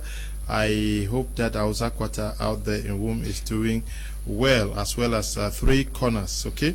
Mr. Leo, a lot of things with very dangerous spiritual implications are mostly neglected because of the ignorance even by Christians. Cohabiting is more dangerous to the woman than the man. Yeah. One of the strongest forces a woman possesses, which can make him control a man completely, is her ability to hold herself from sex. A man can rush to pay your bride price if you are able to hold back from sex, but no matter who you are and how deep your relationship is, there is a high tendency that the man's love for you drops to about 20% from 100%. The main reason why after a while a very eager man is no longer interested. Cohabiting provides a big problem for this. Anytime you have sex before marriage, you degrade yourself before the man. Some men may even think you will be so loose even in marriage. Any woman who can abstain from sex in a relationship will never marry, because the unserious will abandon the relationship. Only if serious men will keep on in this situation. Cohabiting is very dangerous to the woman. Tiku Felix, writing from Boya there. Greetings to you all in the studio. Thank you, apostles, for all the counseling. Women are often more ready for marriage than men. Even when they are both sure they want to commit to each other for the rest of their lives. Is it okay for a lady to propose marriage to a man, especially if they have a child? Carla is writing from Lokbesu. Lokbesu, not far from here in Douala. Good evening, Mr. Leo, Apostle Ambe. Okay.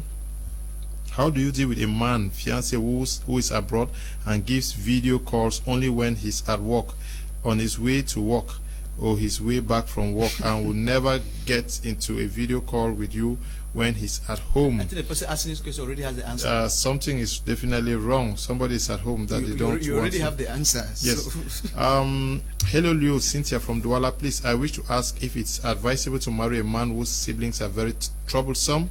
The type of in-laws who can never respect you, but the man is 100% caring and treats you well. Apostle Ambe, can you take that one? Severin Esong from Boya says, greetings to you all in the studio. Please, can you get close to the guy's family during courtship, or only after he must have proposed? Can you get to the guy's family during courtship only after when he must have proposed? Sister, until the man proposed to you, you don't force yourself in a relationship. I'll advise you, ladies, you must carry yourself with dignity. You are not a very cheap product looking for who will buy you. As a matter of fact, marriage does not qualify your competence. Marriage does not qualify your effectiveness. Marriage does not even qualify your status in the society. Don't look at marriage as if you are not married, you are lesser in the society. No. So if you are going to the marriage, go with your dignity and your respect. Don't go as if you are trying to sell yourself to achieve something. Okay. Once you sell yourself to achieve marriage, then you'll be used as a bought product, not as a married wife. Apostle Ambe, somebody, Cynthia raised the case, okay? About siblings. Yes, that is, About the siblings. siblings are very Yes. troublesome. The parents are also troublesome, troublesome. but the man is caring. Karen, I want to say that this goes two ways. Mhm. You are not marrying the siblings. It becomes complicated when the man has allowed these siblings or the in-laws of this girl to have so much influence. That becomes a different case, because a man, if you say the man is caring and is protective, I think a caring and protective man can protect even his wife from the overbearing nature of the family, because I'm marrying the woman. It's not the siblings or whatever. So if the man is able to protect you from those attitudes and give you a good environment for you to be married together, I think it's good enough. But if the man does not, because we explained here before that when it comes to the man's family, the man should take care of that, and when it comes to the woman's family, the woman should also be able to protect from both sides. Good evening to you. That's how it should be. Good evening to you, Mr. Leo KUM, and to all the panel. You guys are doing a great job. I come back every day early your programs because of your programs. Please, Apostle Ambe's number. Emmanuel Messe writing from Nyala is in Douala here. He says, Mr. KUM, I beg, read my SMS, please. You choose the people, you read their message. You're asking. Okay, you have apostles. No, but I'm not choosing. The messages are just so many. So it's difficult to read all of them. But I will once again call on those who think that they can use this program to advertise their products. You would readily get to your target audience by advertising with us. Just call me after the program, and I will tell you what it would take for you to be a key sponsor of this program or to advertise with us, so that the audience, our population, can discover what you can offer. Apostle Ambe, Valentine, now when you are in such a research that was done, it shows that 80% the rate of divorce of persons living in under this circumstance was 80% higher than people who were legally married, and that the abuse rate also is very high when you cohabit with a guy, because they don't really value. Yes, you know why they don't value you? Because there is nothing holding them bound. I said when you cohabit, it's a lawless relationship. I had this experience in Limbe in 2004 when I was pastoring. A guy impregnated a lady. The lady has a child for this guy. The guy lives in Switzerland. And then suddenly the guy came back to Cameroon. They had done traditional marriage with a written document, a written paper. Paper was written, there was no legal stamp, nothing there. So they brought the thing to me in my ignorance. I said, okay, did they pay a bride price? The lady said, yeah, so we are going to the state council. To my greatest dismay, we reached the state council. State council said there is no marriage recognized out of the legal system, like what Barrister Tamfo just said. That was where I gathered the inspiration that staying with somebody, even if the person has paid your bride price and you are not legally bound to that person, your guarantee in that house or your future in that house is at stake.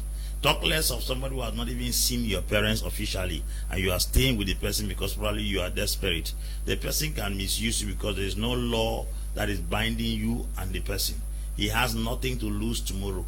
If tomorrow he beats you, wounds you, and claims the children, there is no legal marriage certificate that binds the two of you together. So it's very, very dangerous.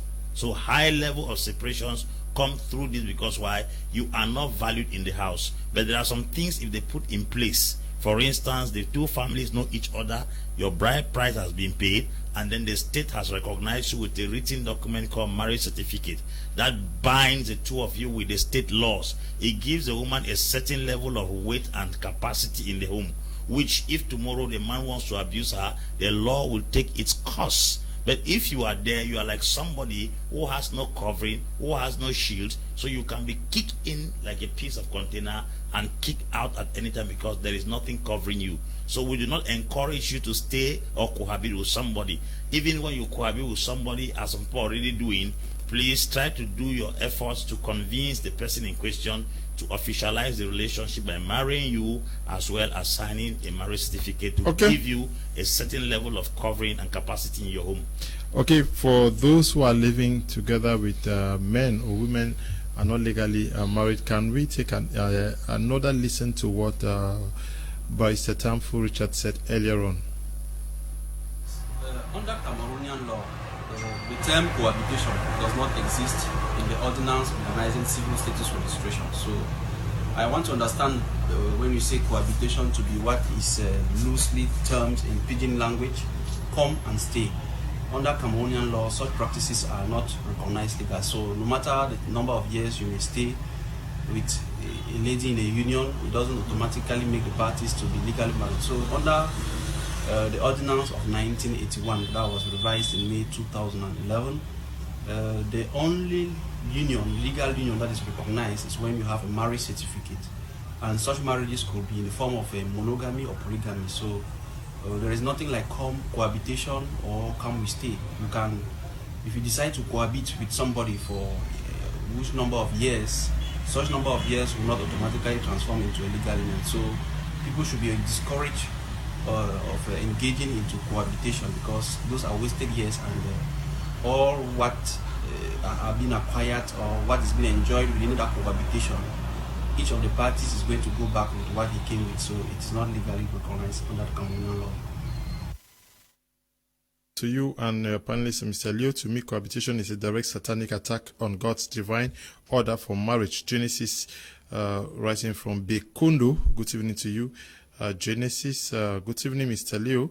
If your dad gives you a woman as a wife and you now look for your own wife to marry, is that cohabitation? Nee Daniel is writing from Bamenda. In short, you have a woman to marry, is that cohabitation? Good evening to all in the studio. It's Seka from Yaoundé. Kudos to you all in the studio. Great program. I once heard that if a man and a woman cohabit or live together for 6 months, that the state considers them married. Is that true? You just listen to the lawyer there who says that the law does not recognize that. Hello, Mr. Leo. I'm Brandon from Finland.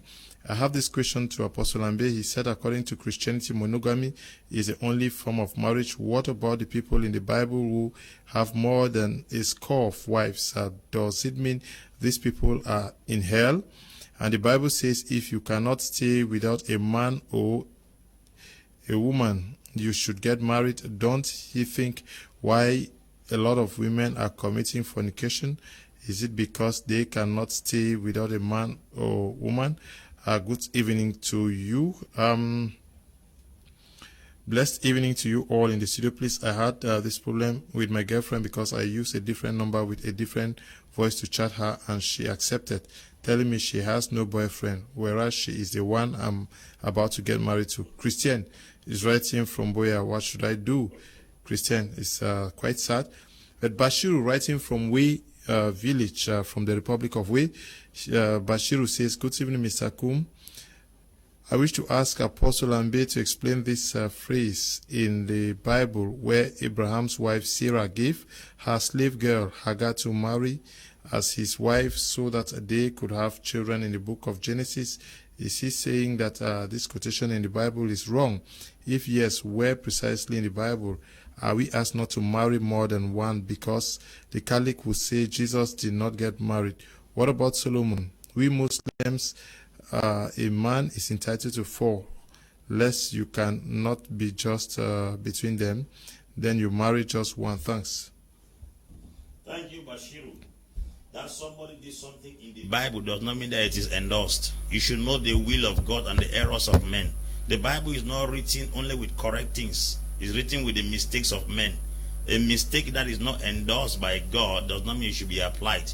That David slept with Bathsheba, Uriah's wife, and is written in scriptures does not mean that it is endorsed by God. You should know the word from God from the word of God.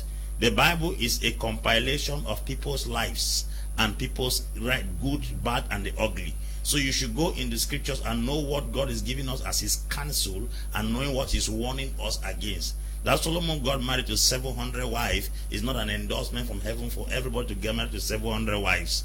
It could be telling us the dangers of getting so married to so many women, because the scripture says those women turned Solomon's heart against the Lord. You are not seeing that part where the women turned him against the God that made him rich and wise. You are seeing the era where he got married to many wives. What was the consequence? What was the outcome? What was the result of the 700 women that came into his life? What was the impact? So you should be able to know the consequences and the effects of people's life when they entered into errors. Abraham got married to Hagar. What was the outcome? Ishmael, who was not a promised son. That's why we are having Boko Haram today. Al-Murabitum, Al-Shabaab, Al-Qaeda network. Those are the roots of a woman who was not patient enough for God to give her a child. So you have to understand that people's errors in scripture is to warn us. He said these things were written for our admonition. It were written for our correction.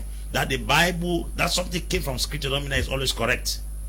Okay, I don't know. I don't know whether that is the root causes of what we are experiencing in the world today. Just learn it from me, Mr. Leo. That's what we are facing. It's people's beliefs. People decide to do what they want to do, not necessarily because there are people who are also very loving from that descent. I don't know from that descent. Yes, I'm talking about where these other guys are coming from. They're very loving and caring persons from the now Apostle Ambe. It's true. Sure. There are people. Nobody says everybody from there is wicked. Yeah, I'm sure that. Did Hagar give birth to one child? Yeah, it was only one child. Okay. Good evening, Mr. KUM. The program is good. I'm Edwin from Bomenda. Some of us who are believers in Christ know. Okay, Edwin, I read your message already. You are sending it all over. Good evening, Mr. Leo. I love your program. Please, what should a wife do in the case where the man is the eldest and the sisters are now insulting your husband in your face? How should the wife react? Sandrine is writing from Bomenda. Oops, many of the messages are just difficult to read. But now, cohabitation. Yes. The lawyer says the law does not recognize it. Yes. What would you tell our sisters and brothers who are living in it? We have already seen here that if a man values you, they should honor you with marriage. The Bible says marriage is honorable. So the truth there is that there is an honor that comes with marriage. Look, a single person does not, it doesn't mean that a person who is single is not honorable. But the truth there is a single person is more honorable than a person who is cohabiting. You understand? That is the truth. So we have the esteem, even societally, we have the religious esteem of it, we have the moral esteem of it, and we see here that even legally the society does not back such actions. And that should tell, that's why sometimes you see the government will just get and say, we are looking for people, if you have been staying together, come, don't pay anything, come and just have a certificate. That means they want to even use those people who claim that they don't have money to come and do come and get certificate, you see. And you see some people will still dodge it. Sometimes these people do some of these things because they want a way out in case something goes bad. I really want to advise ladies, and I want to say this to ladies especially. You are at a disadvantage. Why? Biology, I've said this, natural outcome is very unfair to women, in the fact that if the two of you, if something happens in pregnancy, the man is not pregnant. Sometimes it affects your body, it affects you psychologically. You are at the danger. So I always advise ladies, avoid that. Let a man prove his seriousness by coming, getting to your parents and legalizing the marriage. I want to really advise people, it is not the best move, and it is a dangerous move because it exposes you to a lot of abuse. It exposes you to less value, because even society, the society plays on it. But you will see when people are angry, they'll voice and let you know that, see the one, they don't even pay nothing for your head. You see, it means even society lets you know that it is something, it's honorable to be married. Okay, honorable to be married. We have to draw the curtains at this juncture. Thank you all who took time off to watch the program, and to you, Apostle Ambe Valentine for answering present for this edition of the program. Thank you, Mr. Leo. This is my last statement to all our sisters. You must not be married to be relevant. Yeah. Marriage is not a stepping stone to relevance in the society. You can still affect your world. So do not be desperate to enter into a relationship that can even help in swallowing the good in you that could better the society. That is my counsel. And then for those of you who need my number, I have a WhatsApp platform. It's called Marimatics. There we discuss marital issues, and I have a lot of people I counsel within and without the country. So if you need my number, you take this. This is the WhatsApp number, 693-105191. 693-105191. On that platform, you will meet a lot of people across the globe. There I do counseling twice a week. Tuesdays and Saturdays. Tuesdays 12 o'clock in the afternoon to 2 p.m. and Saturdays 7 p.m. in the evening. God bless you. Okay, the longer, Kalishuka says, the longer the KUM will stay, the higher the probability of divorce. The person waiting, mostly the women, develops anger and desire to pay back. She will do all gymnastics to get that ring. As soon as she does, she starts changing and showing her real self. So my conclusion is that if you want to be treated like a king, give her a kingdom and make her your queen. Okay, Kalisa Choka, thank you very much. Thank you too for coming. Thank you so much, Mr. Leo. I'm excited, I'm happy, and thank you, Cameroon and the world, for the opportunity for us to share our wisdom, to share our counsel with the world. And I want to let you know that marriage is a beautiful thing, marriage is honorable, but don't pursue it at the detriment of your purpose. Marriage is for the vision, marriage is not the vision. Take this into mind. I repeat, marriage is for the vision, marriage is not the vision. So don't make it a pursuit, make it something that will enable you fulfill your purpose. This to both male and female. Thank you. Okay, we want to thank you all who watched the program. Eli, and to you, Desmond, and Bertrand, and well, thank you all for producing the program. And to you, Tabit and Bryant, we say thank you to you. If you are interested in advertising with us, just call me after the program and we start doing business. Stay blessed. Bye-bye.